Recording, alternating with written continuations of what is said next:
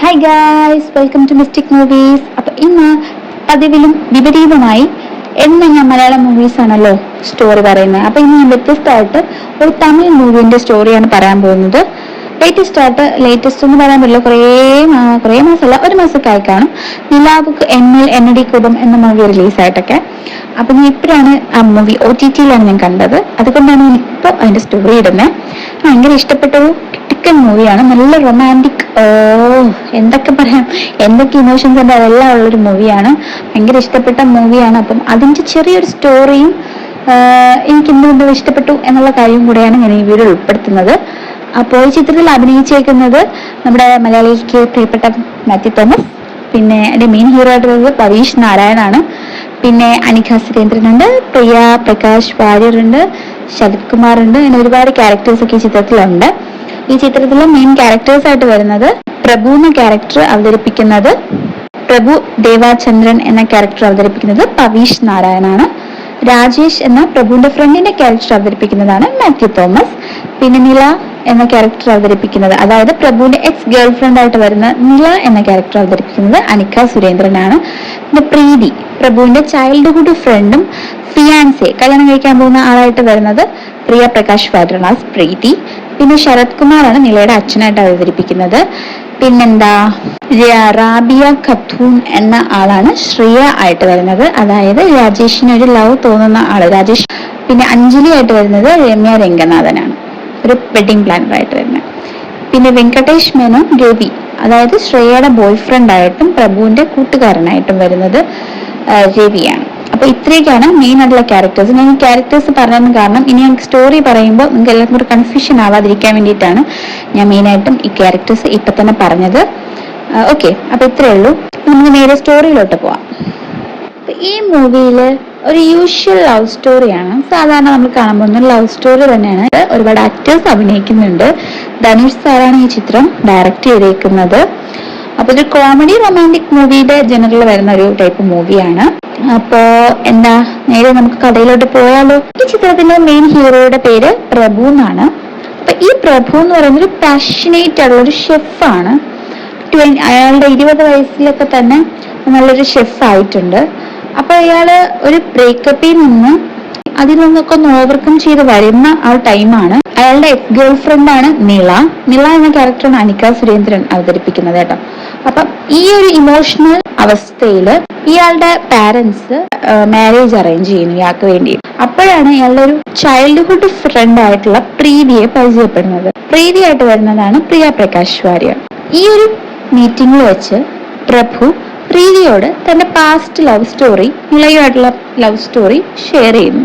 പ്രഭുവിന്റെ best front എന്ന് പറയുന്നത് രാജേഷ് ആണ്, അതാണ് നമ്മുടെ മാത്യു തോമസ്. പ്രഭുവിന്റെ ബെസ്റ്റ് ഫ്രണ്ട് ഷെഫ് തന്നെയാണ്. ഇപ്പൊ രാജേഷും അവരുടെ വേറൊരു ഫ്രണ്ടാണ് രവി. ആ രവി എന്ന് പറയുന്ന ആള് ശ്രേയ എന്ന് പറയുന്ന ഒരാളുമായിട്ട് കുറെ വർഷങ്ങളായിട്ട് റിലേഷൻഷിപ്പിലാണ്. അപ്പൊ അവരൊരു ആനിവേഴ്സറി പാർട്ടി വെക്കുന്നു. പ്രഭുവും രാജേഷും ആ ഇവന്റിന് കാറ്ററിംഗ് ചെയ്യുന്നു. അവിടെയാണ് പ്രഭു നിളയനെ മീറ്റ് ചെയ്യുന്നത്. അവരുടെ പാസ്റ്റ് സ്റ്റോറിയാണ് കേട്ടോ ഇത്. പ്രഭു നിളയനെ മീറ്റ് ചെയ്യുന്നു, അതായത് നമ്മുടെ ശ്രേയയുടെ ബെസ്റ്റ് ഫ്രണ്ട് ആണ് നമ്മുടെ നില. അങ്ങനെ അവർ തമ്മിൽ പരിചയപ്പെടുന്നു, പ്രഭുവും നിളയും പരിചയപ്പെടുന്നു. അവർ രണ്ടുപേർക്കും അങ്ങോട്ടും ഇങ്ങോട്ടും ഇഷ്ടമൊക്കെ ആവുന്നു. അങ്ങനെ പ്രഭുവിന്റെ പാരന്റ്സ് റിലേഷൻഷിപ്പ് ഓക്കെ പറയുന്നുണ്ട്. നിളയുടെ ഫാദറിന് പക്ഷെ അത്രയ്ക്ക് താല്പര്യമൊന്നുമില്ലായിരുന്നു. അപ്പൊ ഒരു ഹോസ്പിറ്റൽ വിസിറ്റ് സമയത്ത് പ്രഭു അറിയുന്നു നിലയുടെ അച്ഛന് ലങ് ക്യാൻസർ ആണ്, സ്റ്റേജ് 4 ലങ് ക്യാൻസർ ആണ്. അപ്പൊ 6 മാസം കൂടി അയാൾ ജീവിക്കുള്ളൂ എന്നുള്ള കാര്യം പ്രഭു അറിയുന്നുണ്ട്. പക്ഷെ അത് നിലയ്ക്ക് അറിയത്തില്ല. അതുകൊണ്ട് തന്നെ ഇയാൾ മാക്സിമം ശ്രമിക്കുന്നു നില എത്രയും കൂടുതൽ ടൈം അവളുടെ അച്ഛനുമായിട്ട് സ്പെൻഡ് ചെയ്യണം എന്ന് പ്രഭു തീരുമാനിക്കുന്നു. ഇങ്ങനെയുള്ള അവസ്ഥയിലായതുകൊണ്ട് അങ്ങനെ പ്രഭു തന്നെ നിലയിൽ നിന്ന് ഡിസ്റ്റന്റ് ആവും. സത്യം അവളടുത്ത് പറയാതെ തന്നെ ഡിസ്റ്റന്റ് ആവുന്നുണ്ട്. പക്ഷെ നിലയ്ക്ക് സത്യാവസ്ഥ എന്താണെന്ന് മനസ്സിലാവുന്നില്ല. പ്രഭു തന്നിൽ നിന്ന് അകലുന്നുണ്ട്. പക്ഷെ എന്താണ് അതിന്റെ സത്യാവസ്ഥ എന്ന് അവൾക്ക് ഇതുവരെ മനസ്സിലായിട്ടില്ല. അങ്ങനെ പ്രഭു എന്തുകൊണ്ടാണ് ഇങ്ങനെ കാണിക്കുന്നതെന്ന് അവൾ ചോദിക്കുന്നുണ്ട്, നില ചോദിക്കുന്നുണ്ട്. പക്ഷെ പ്രഭു അതിനൊന്നും മറുപടിയെ കൊടുക്കുന്നില്ല. അങ്ങനെ രണ്ടുപേർ പിരിഞ്ഞു.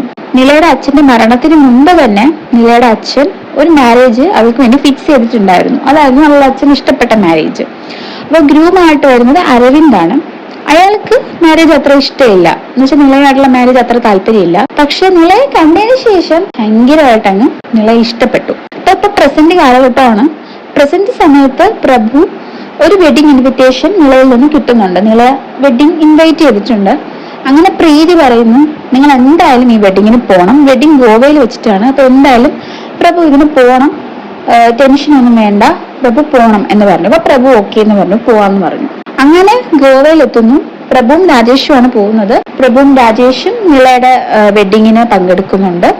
അവിടെ നിളയുടെ വെഡിങ് പ്ലാനറായിട്ട് വരുന്ന അഞ്ജലിയാണ്. ആ അഞ്ജലിക്ക് ചെറുതായിട്ട് പ്രഭുവിന്റെ മേലെ ചെറിയൊരു കണ്ണുണ്ടോ എന്ന് ഡൗട്ട്. അങ്ങനെ പ്രഭുവിനെ ചെറുതായിട്ട് ഇഷ്ടപ്പെടുന്നു.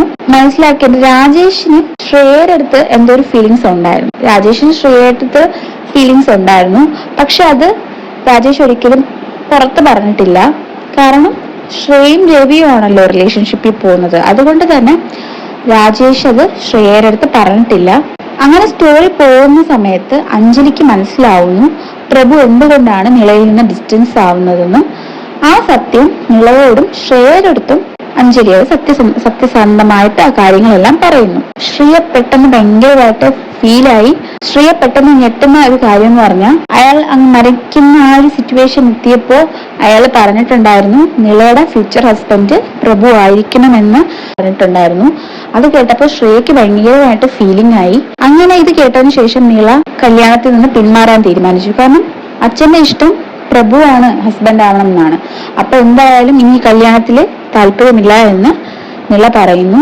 അങ്ങനെ അരവിന്ദ് എന്ന് പറയുന്ന അവളെ കെട്ടാൻ പോകുന്ന അരവിന്ദും പറഞ്ഞു ഇനി നമുക്ക് വേണ്ട, പ്രഭുവിനെ തന്നെ നീ കെട്ടണം എന്ന് അരവിന്ദും പറയുന്നു.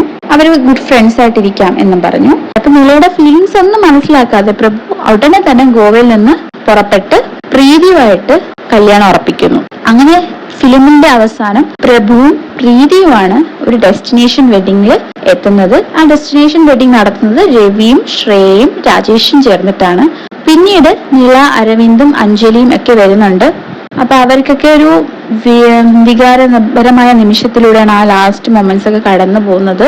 വളരെ നല്ലൊരു മൂവിയാണ്. എനിക്ക് നല്ല ഇഷ്ടപ്പെട്ടു. കാരണം ഒരുപാട് സാക്രിഫൈസസ്, ഒരു ലവ് എന്ന് പറയുന്നത് സാക്രിഫൈസ് ആണ്. അങ്ങനെ ഇല്ലാത്ത ഒരുപാട് ചിത്രങ്ങളാണ് ഇപ്പൊ ഇറങ്ങിക്കൊണ്ടിരിക്കുന്നത്. അതിനിടയ്ക്ക് ഇറങ്ങിയതിൽ എനിക്ക് ഏറ്റവും ഇഷ്ടപ്പെട്ട മൂവിയാണിത്. എല്ലാരും ഒന്ന് കണ്ടു നോക്കണം കേട്ടോ. നല്ല ഫീൽ ഗുഡ്, നമ്മളെ വിഷമിപ്പിക്കുന്ന തരത്തിലുള്ള ഒരു മൂവിയാണ്. അപ്പൊ എനിക്ക് വളരെ ഇഷ്ടപ്പെട്ടു. അപ്പൊ ചിത്രത്തില് മെയിൻ ആയിട്ട് ലവ് ഫെയിലുവർ, ബ്രേക്കപ്പ്, പിന്നെ അത് മാറുമ്പോ പിന്നെയും ലവ്, പിന്നെയും ഫെയിലുവർ, പിന്നെയും ബ്രേക്കപ്പ്, അങ്ങനെ ഒരു സൈക്കിള് പോലെ ഇങ്ങനെ പോയിക്കൊണ്ടിരിക്കുന്ന ഇമോഷൻസിനെയാണ് കാണിക്കുന്നത്. അപ്പൊ എനിക്ക് നന്നായിട്ട് ഇഷ്ടപ്പെട്ടു. നിങ്ങൾക്കൊക്കെ ഇഷ്ടപ്പെട്ടുവെങ്കിൽ ഒന്ന് കമന്റ് ചെയ്യണം. ടെലഗ്രാമിലൊക്കെ വന്നിട്ടുണ്ട്, ഞാൻ അപ്പോഴാണ് കണ്ടത്. നല്ല മൂവിയാണ്. എന്തായാലും നിങ്ങൾക്ക് കണ്ടിട്ടുള്ളവർ എന്തായാലും കമന്റ് ചെയ്യണം. പിന്നെ ആരും വീഡിയോ കണ്ടിട്ട് സബ്സ്ക്രൈബ് ചെയ്യാതെയാണ് പോകുന്നത്. സബ്സ്ക്രൈബോ ലൈക്കോ ഷെയറോ ഒന്നും ചെയ്യുന്നില്ല എന്ന് എനിക്ക് മനസ്സിലായി. എല്ലാവരും ഒന്ന് സബ്സ്ക്രൈബ് ചെയ്ത് ലൈക്ക് ചെയ്ത് നമുക്ക് സപ്പോർട്ട് ചെയ്യണം കേട്ടോ. ഒരുപാട് കൂടുതൽ മൂവീസുമായിട്ട് ഞാൻ വരാം. നിങ്ങൾക്ക് ഏതെങ്കിലും മൂവീസ് സജസ്റ്റ് ചെയ്യണം, ഞാൻ എക്സ്പ്ലെയിൻ ചെയ്യണം എന്നുണ്ടെങ്കിൽ ജസ്റ്റ് ഒന്ന് കമന്റ് ചെയ്താൽ മതി, ഞാൻ അത് എക്സ്പ്ലെയിൻ ചെയ്യാം കേട്ടോ. അപ്പൊ എന്റെ ഇഷ്ടത്തിനുള്ള മൂവീസാണ് ഞാൻ ചെയ്യുന്നത്. നിങ്ങളുടെ ആരുടെ ഇഷ്ടം ഞാൻ നോക്കിയിട്ടില്ല, കാരണം നിങ്ങൾ ആരും കമന്റ് ചെയ്തിട്ടില്ല. അപ്പൊ എല്ലാവരും കമന്റ് ചെയ്താൽ ഞാൻ നിങ്ങളുടെ ഇഷ്ടത്തിനുള്ള മൂവീസുമായിട്ട് വരാം. അപ്പൊ ഇത്രയുള്ള ഇന്നത്തെ വീഡിയോ. നെക്സ്റ്റ് വേറൊരു മൂവിയുടെ റിവ്യൂമായി സ്റ്റോറിയുമായി ഞാൻ വീണ്ടും വരും. അപ്പോ അടുത്ത വീഡിയോയിൽ കാണുന്നവരെ ബൈ ഗൈസ്.